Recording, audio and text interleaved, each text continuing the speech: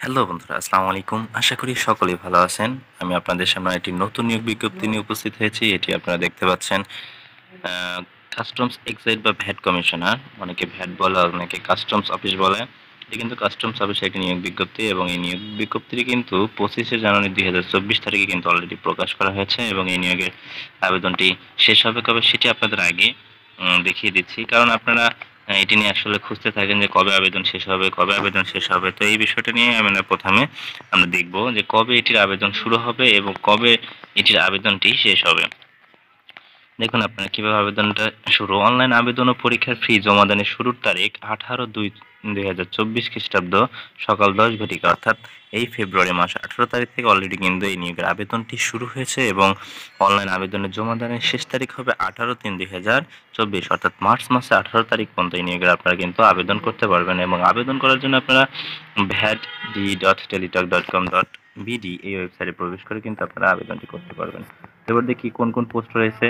আমরা নিচের দিক থেকে দেখি, দেখুন অফিস সহায়ক, এখানে 8,250 থেকে বেতন স্কেল এবং 20,010 টাকা। এটি কিন্তু 19টি পদ সংখ্যা রয়েছে এবং দেখুন কোন স্বীকৃত বোর্ড হতে মাধ্যমিক স্কুল সার্টিফিকেট বা সমমান পরীক্ষা উত্তীর্ণ, অর্থাৎ আপনি যদি এসএসসি পাস করে থাকেন তাহলে কিন্তু অফিস সহায়ক নিয়োগে আবেদন করতে পারবেন।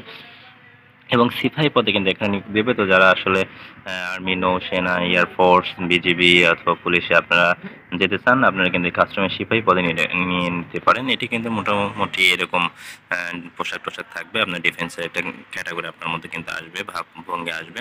তো এই আপনারা সিপাহী পদটাও কিন্তু আপনি নিয়ে নিতে পারেন। এটি কিন্তু আপনারা শিক্ষিত বিশ্ববিদ্যালয় হতে মাধ্যমিক স্কুল সার্টিফিকেট এসএসসি পাস হতে হবে। অবশ্যই এটি কিন্তু আপনার শারীরিক ফিটনেস লাগবে, সেটি হলো পাসপোর্ট 4 ইঞ্চি আপনি যদি পুরুষ হয়ে থাকেন, আপনার উচ্চতা, এবং মহিলা হলে থাকে পাসপোর্ট 2 ইঞ্চি এবং উভয় ক্ষেত্রে অর্থাৎ মহিলা পুরুষের ক্ষেত্রে বুকের মাপ হতে হবে 30 ইঞ্চি বাই 32 ইঞ্চি, অর্থাৎ আপনার স্ফীত অবস্থায় আপনার 30 ইঞ্চি এবং স্বাভাবিক অবস্থায় 30 ইঞ্চি এবং স্ফীত অবস্থায় 32 ইঞ্চি কিন্তু আপনার লাগবে। এটি হলো সিপাহী পদে। এবার এছাড়াও গাড়ি চালক যে আছে, গাড়ি চালক পদটি কিন্তু আপনারা নিতে পারেন। এটি কিন্তু পদ সংখ্যা রয়েছে 9টি।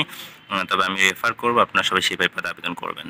তো এটি কিন্তু আপনার গাড়ি চালকের আপনার স্বীকৃত শিক্ষা বোর্ড হতে জুনিয়র স্কুল সার্টিফিকেট বা সমান পরীক্ষা উত্তীর্ণ, অর্থাৎ জেএসসি পাশে কিন্তু আপনারা গাড়ি চালকের আবেদনটি করতে পারবেন। এবং এখন হালকা গাড়ি চালানো বৈধ হালকা ড্রাইভিং লাইসেন্স আপনার হতে হবে। এছাড়া আপনারা অনেকে প্রশ্ন করেন যে ভাই আমার তো ড্রাইভিং লাইসেন্স নাই, তো আমি গাড়ি চালাতে কীভাবে আবেদন করবো। তো এটি নিয়ে আমি একটা নেক্সট ভিডিও আপলোড দিব, আপনারা যদি অনুরোধ করেন তাহলে।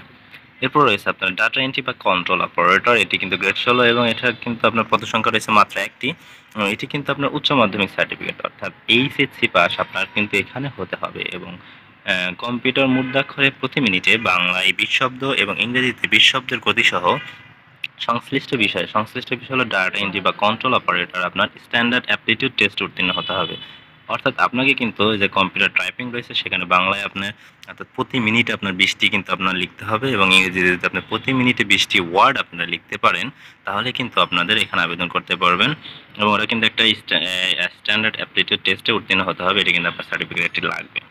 এছাড়া আছে উচ্চমান সহকারী। এখানে কিন্তু পদ সংখ্যা রয়েছে 3টি এবং এটি কিন্তু আপনার স্বীকৃত বিশ্ববিদ্যালয় হয়তো দ্বিতীয় শ্রেণী বা সমমানের সিজিপিএ স্নাতক বা সমমানের ডিগ্রি, তার ডিগ্রি হতে হবে computer word processing, email, fax machine চালানোর দক্ষতা অভিজ্ঞতা আপনার থাকতে হবে।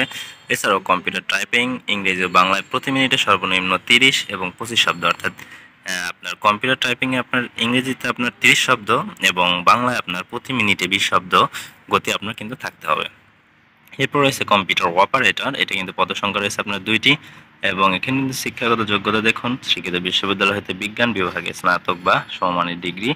এছাড়া আপনার কম্পিউটার মুদ্রাক্ষরে প্রতি মিনিটে বাংলায় 25 শব্দ এবং ইংরেজিতে 30 শব্দের গতিসহ সংশ্লিষ্ট বিষয়ে স্ট্যান্ডার্ড অ্যাপটিটিউড টেস্টে উত্তীর্ণ হতে হবে।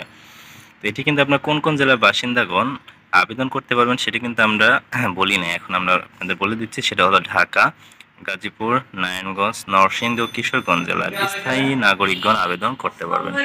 কথায় কথায় ঢাকা, গাজীপুর, নারায়ণগঞ্জ, নরসিংদী ও কিশোরগঞ্জ জেলার স্থায়ী নাগরিকগণ কিন্তু আপনারা এখানে আবেদন করতে পারবেন। এছাড়া কিন্তু অন্য জেলার প্রার্থীগণ আপনারা কিন্তু আবেদন এটা কিন্তু করতে পারবেন না।